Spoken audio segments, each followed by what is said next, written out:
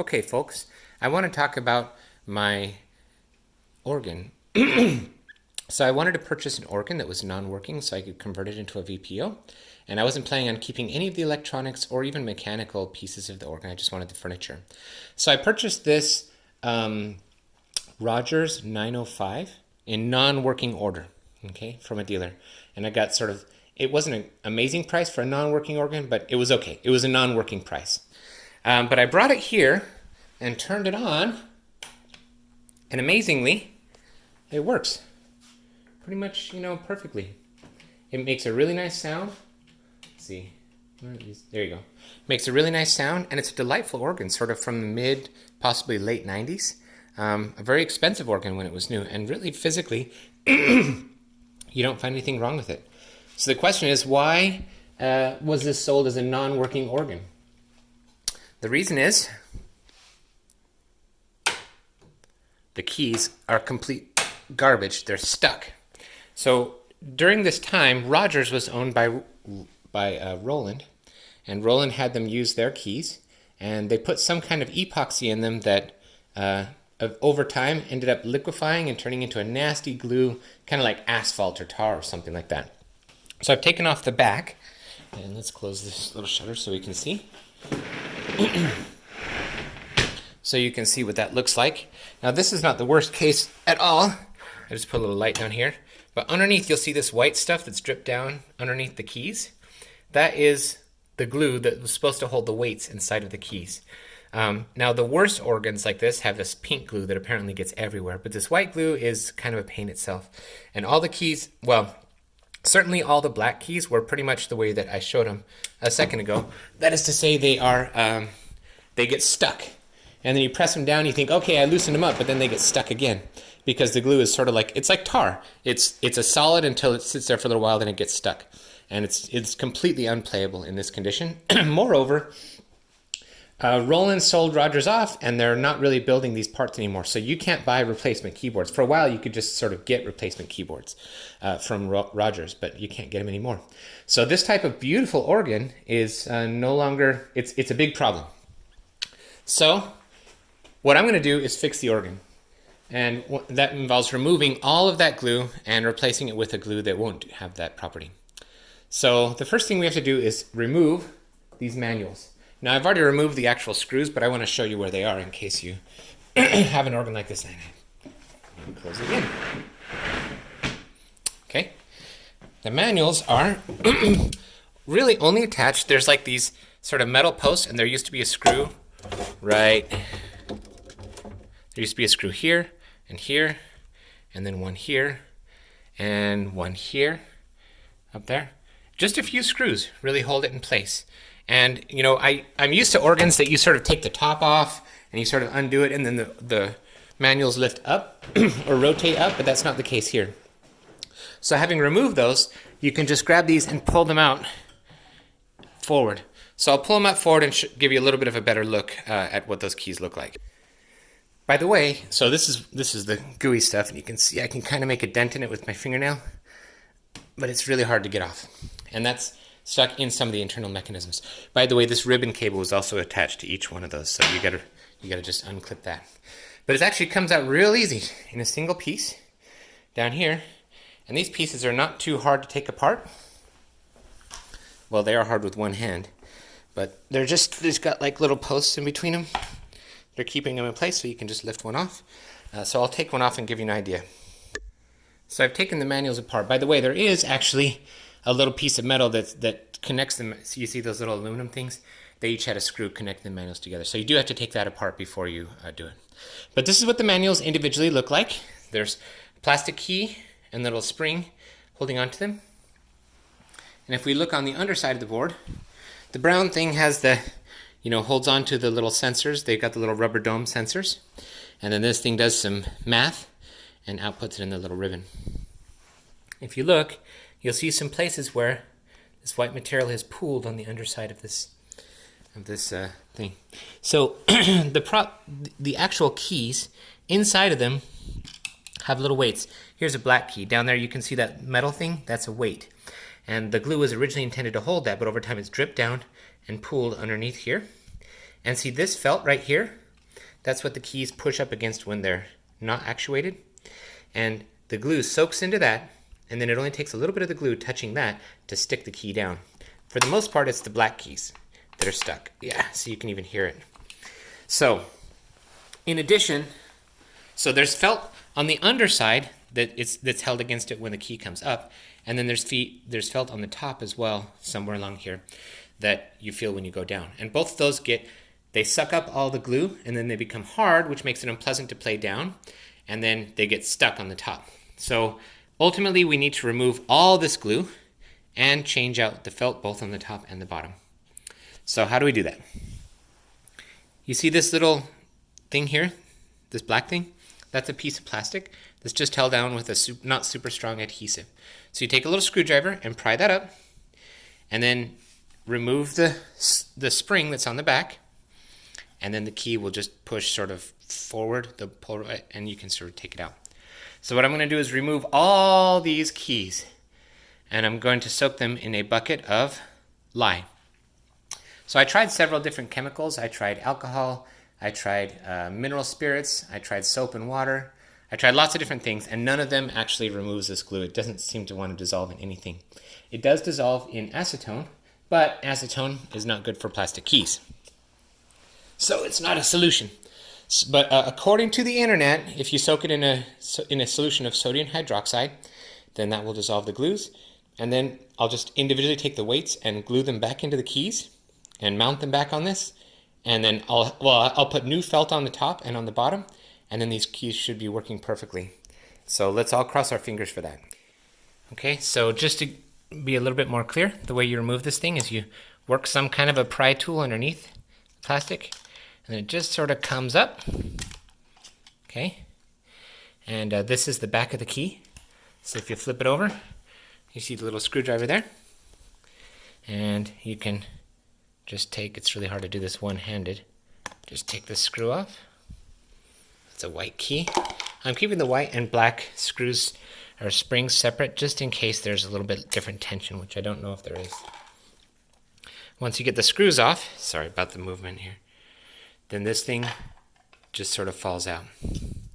Now, at the back, there's some white material there, but that's different. That's a lubricant, and that's perfectly fine as it is. The problem is actually up here at the very front where you have weights. In there, you can see actually the white keys for some reason on this organ are not that bad, but the black keys are super bejungled. All right, so this section right here, inside there's the nasty glue that we want to remove. At least on the black keys. Gosh, I don't see any problems with these white keys. Maybe I'll only do the black keys. Let's see if we can get a black key example. Black key.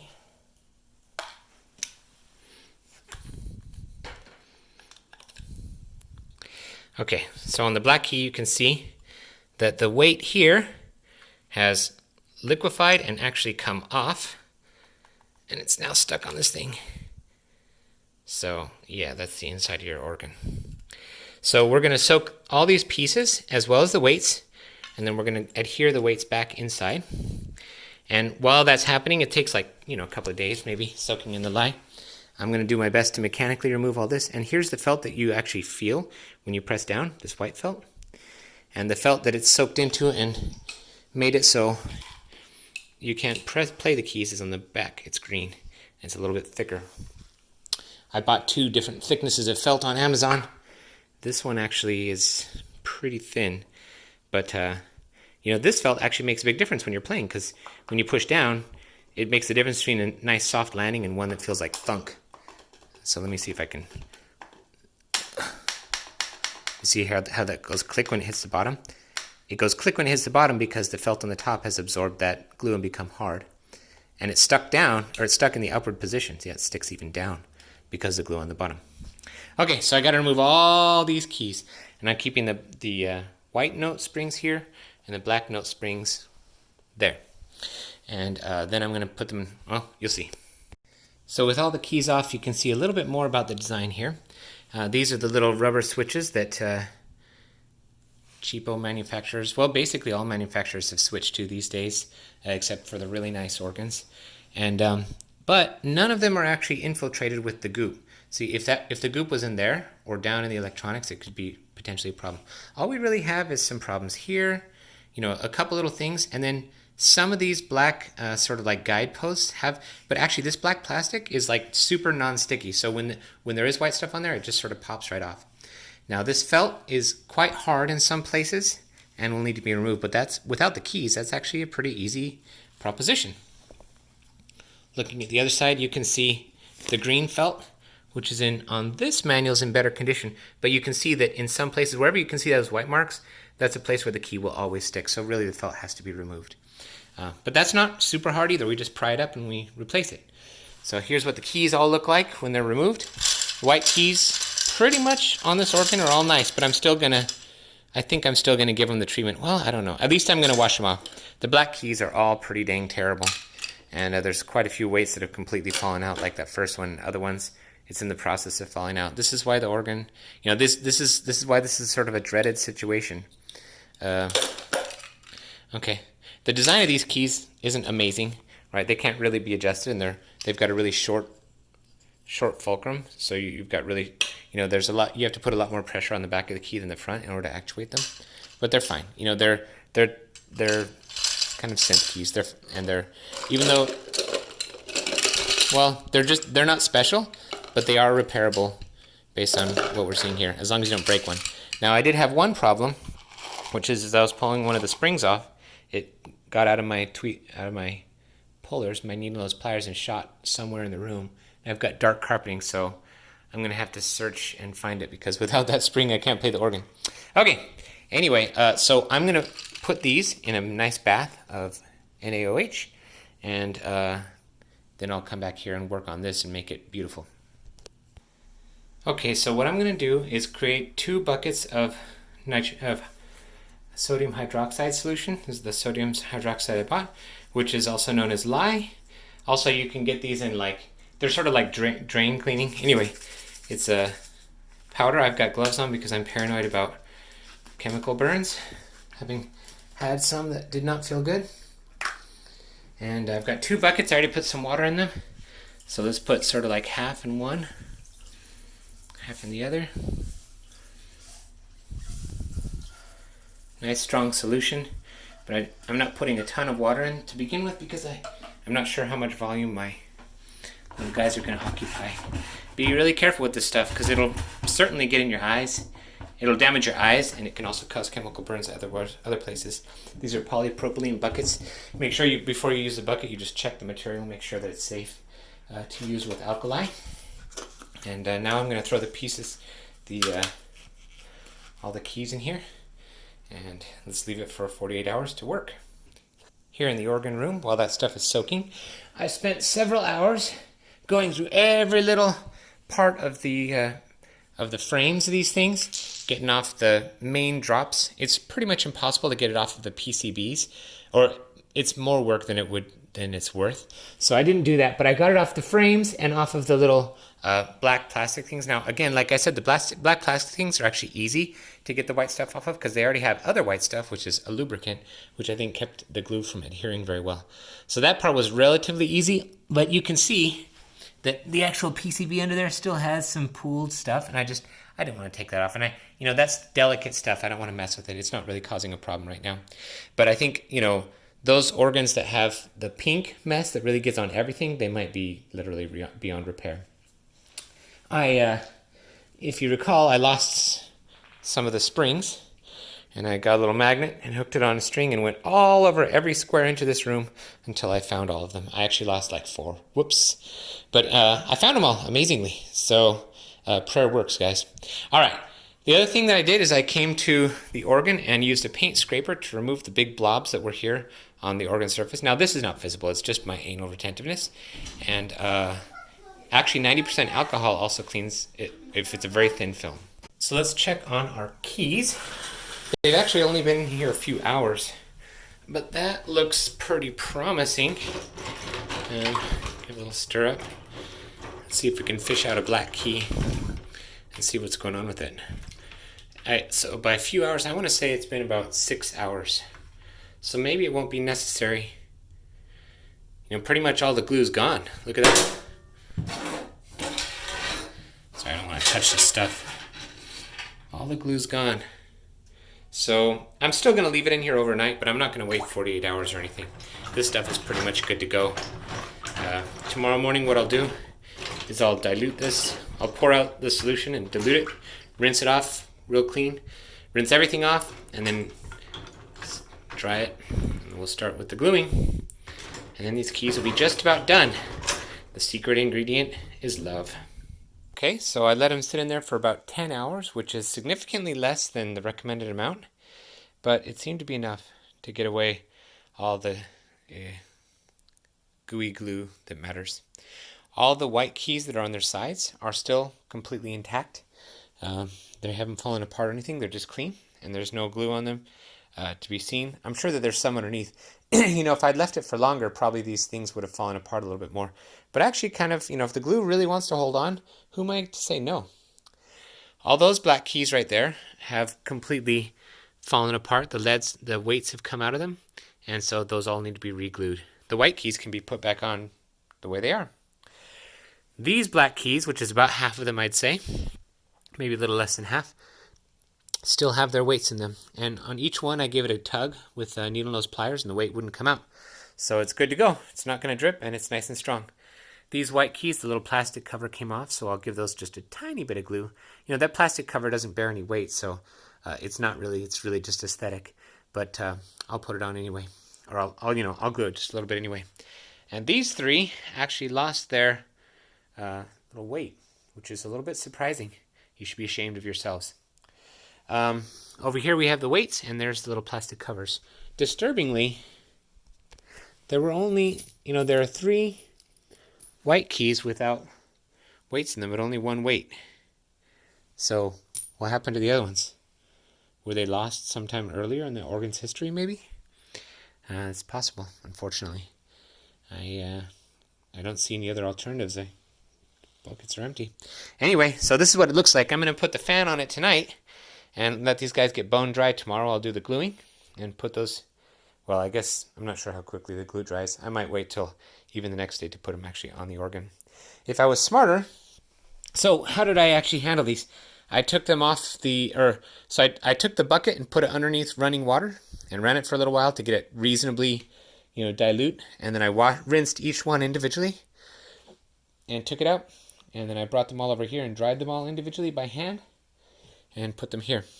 But of course I couldn't dry the little crevices inside of them. Now if I had been smarter, I would have put them back in a bath of vinegar or something to neutralize whatever NaOH is still there. And, or I suppose even salt. Now interestingly, it seems like the lubricant that was on these guys wasn't affected, only the glue. So that's good. So they're just a little bit, some of them are just a little bit slimy from the lubricant, but that's fine. It's not a problem. So tomorrow we'll put the stuff back together and see if we can make an organ out of this again.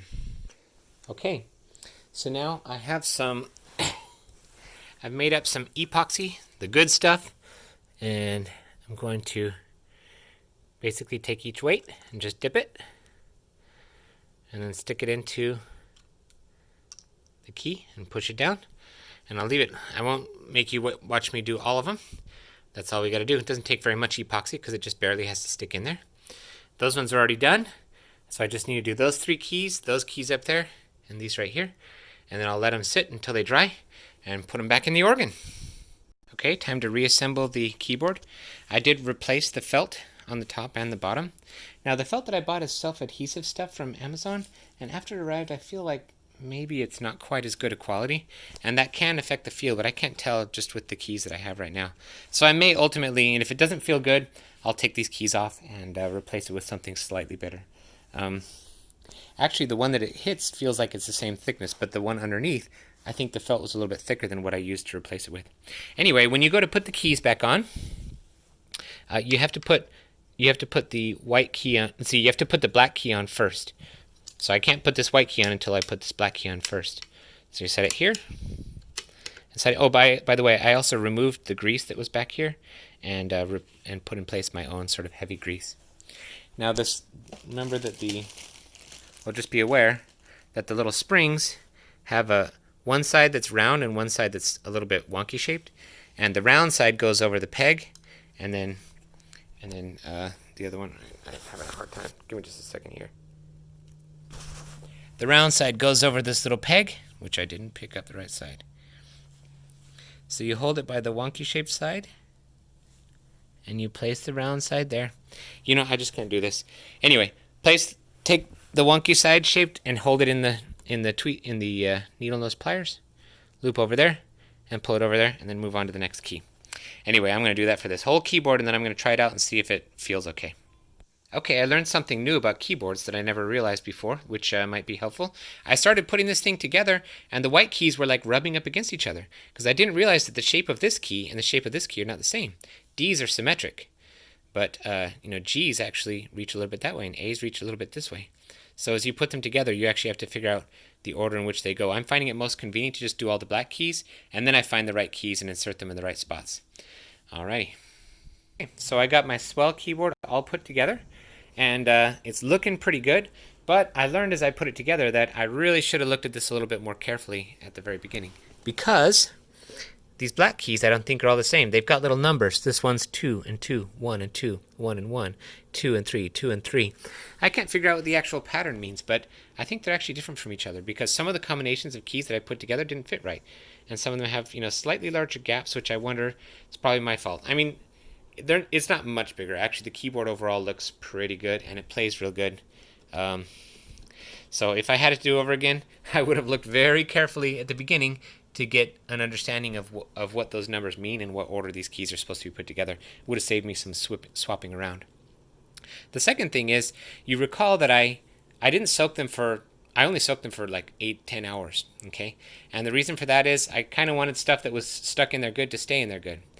Now look at these black keys. All of these, when I took them out of the bath, I could pull on the weights inside of them with needle nose pliers pretty hard, and they wouldn't come out. So I thought they were solid. Then I put them in the keyboard and played them for a little while, and what do you know? The weights fell out. So, the ones that I epoxied myself, those are solid. But, this is quite a few keys that seemed solid after the little bath, but ended up not being solid. So that was a mistake. If I had it to do over again, I would just use a little bit more patience. I would soak them for a full 24 hours or maybe even 48 hours, and then, really make sure that I removed every single one of those weights, no matter how well it seemed stuck in there, and replace it with my own epoxy. It really didn't take that long for me to epoxy the ones where the weights did fall out. Now the white keys, this is all still using the original glue that it came with. I didn't re-glue any of them, except for just a couple. Only like 3, right? So I still have 2 white keys that don't have weights, so I'm going to have to fabricate weights. I think those weights didn't come with the organ. They must have been lost sometime earlier in the organ's life. But I'll just stick them up at the very top, like I think this one doesn't have a weight. And you know what? It's not that obvious. In fact, it's surprisingly not obvious. But I will figure something out to make that key weigh the same as all the rest. 2 more keyboards to go, and then we're going to put this thing back in the organ. So I finished putting the keys in and reinstalled it.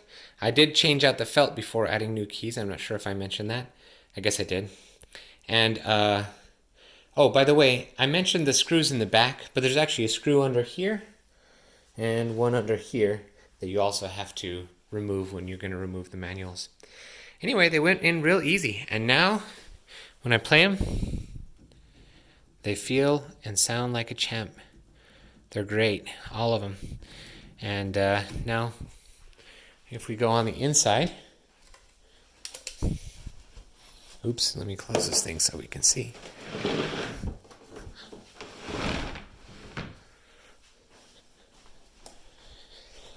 If we look on the inside, I would say, what disgusting drippy glue. None whatsoever. The organ is operating at 100% efficiency. Now, I can't really give you guys a demo because I don't have any speakers for this organ. When I bought it, they had the speakers that originally came with, but they were all really tall. And there was 8 of them, really large speakers, and they're not appropriate for this room. Moreover, they were broken, like the little seals around them. That can be fixed, but, it's a church organ. It's made, and the speakers were appropriate for a church, not for, a room this size. So I'm going to have to figure that stuff out later. But for now, the keyboards are working great, and when I use it with headphones, it's delightful. And so I would say this is a successful conclusion. There was some effort involved, and it made some mistakes that made that effort a little bit greater. But overall, I would say it wasn't that difficult of a fix, and I would recommend it to anybody who, has a Rodgers or a Roland from this era where they got the bad glue. Now, granted, I had the white glue, which apparently is not as bad as the pink stuff.